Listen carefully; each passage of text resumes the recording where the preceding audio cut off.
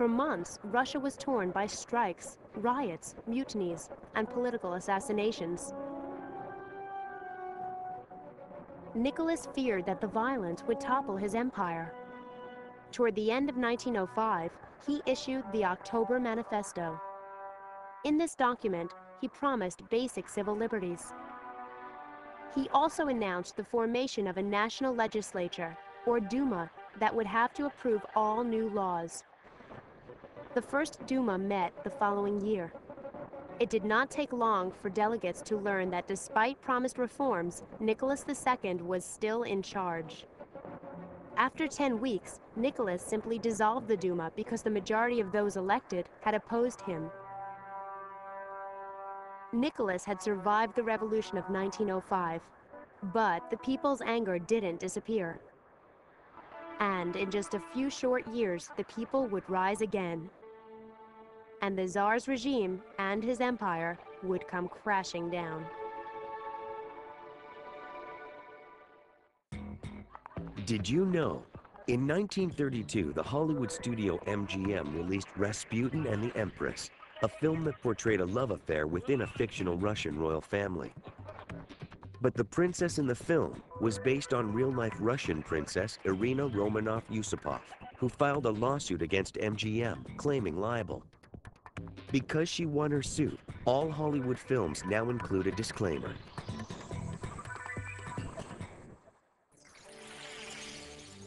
Tsar Nicholas II of Russia managed to maintain control in Russia following the revolution of 1905. But the actions he took following the revolution eventually led to another one. And this time, the revolution would bring down his empire. How do revolutions change things? Revolutions make people think in a new way. They get rid of old power, they put in new ones. New forms of government. They give people freedoms. Well, if it's successful, then it's changed for the better. Unsuccessful revolution, nothing really happens. The people who are protesting just get punished. Well, revolution's necessary for any sort of political change to happen. In the short term, revolutions can overthrow the government, and the people, the dissenting people, can change the government. So it sort of supports what they do. It's just a cycle in history that a regime usually becomes more oppressive, and then a revolution has to occur for it to become more free. In the long term, the difficulty of this is the people need to maintain their government. People's war, in a lot of circumstances, is needed and justified in order to replace illegitimate regimes and illegitimate authority. In 1913, Tsar Nicholas II and his wife Alexandra celebrated the 300th anniversary of the Romanov dynasty. For 3 long centuries, Tsars from the Romanov family had ruled Russia. Rebellions against the injustices of the Tsarist regime broke out now and then, but they had always been crushed. After the failure of the revolution of 1905, life in Russia seemed to return to normal. But an international crisis was about to fan the flames of discontent once again.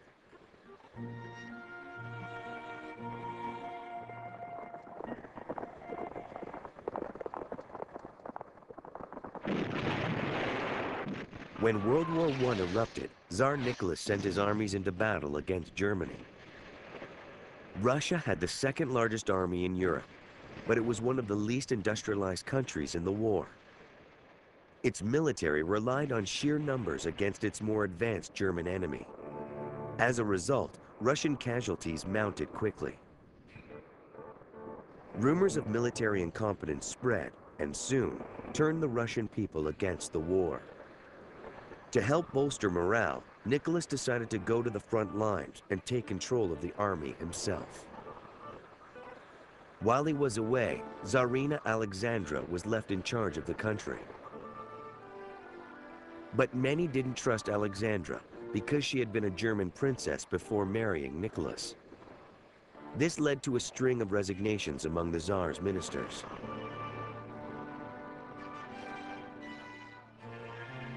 The Tsarina put her trust in a man whose name would come to haunt the Tsar, Grigory Rasputin. Rasputin was a semi-literate peasant and a self-professed holy man. He was well known for his religious fervor and earthly indulgences.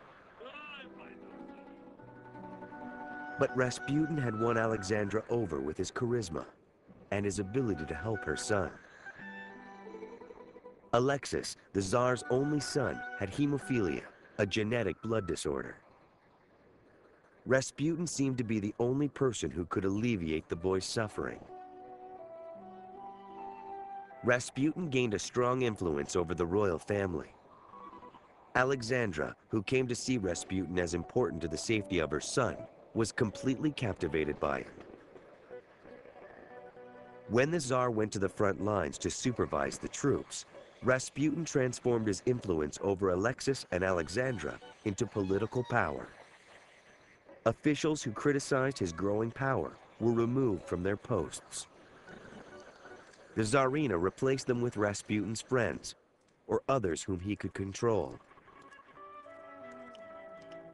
Rasputin's behavior and scandals involving the officials he recommended undermined the Tsar's authority. Making matters worse, back on the front lines, Nicholas was having no better luck than the generals he had replaced. The Tsar's popularity plummeted as Russian casualties mounted. Food became scarce, and inflation increased the suffering on the home front. Seeing that the empire was in trouble again, a group of wealthy Russian nobles in St. Petersburg, including the Tsar's cousin, decided that the Tsar's authority must be returned.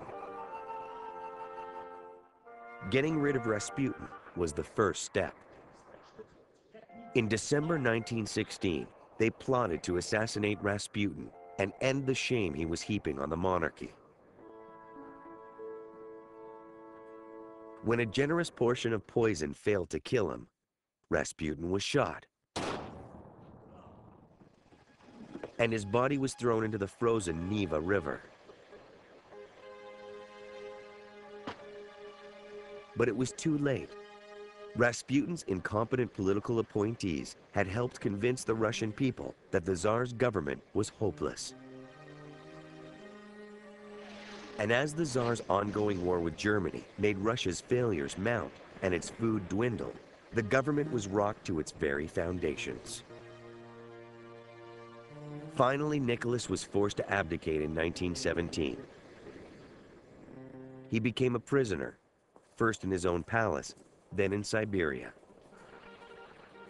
Russia erupted into revolution and civil war.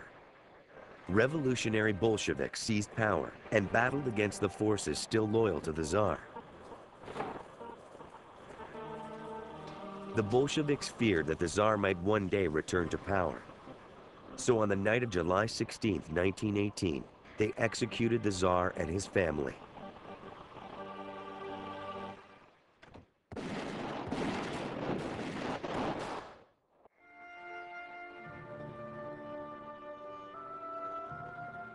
By late 1920, the fighting was over. Vladimir Lenin and his Bolsheviks, now known as communists, were busy turning the Russian Empire into the Soviet Union. And the Romanov dynasty that had ruled Russia for more than 300 years was gone.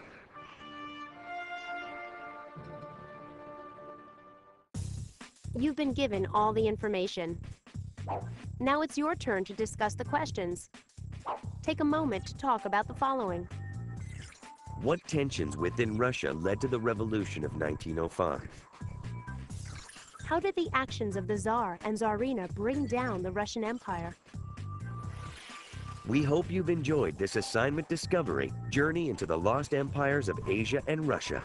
If you'd like to learn more about what you've just seen, go online or check out these books at your local library. That's a wrap for today, but tune in next time as America goes to war with itself.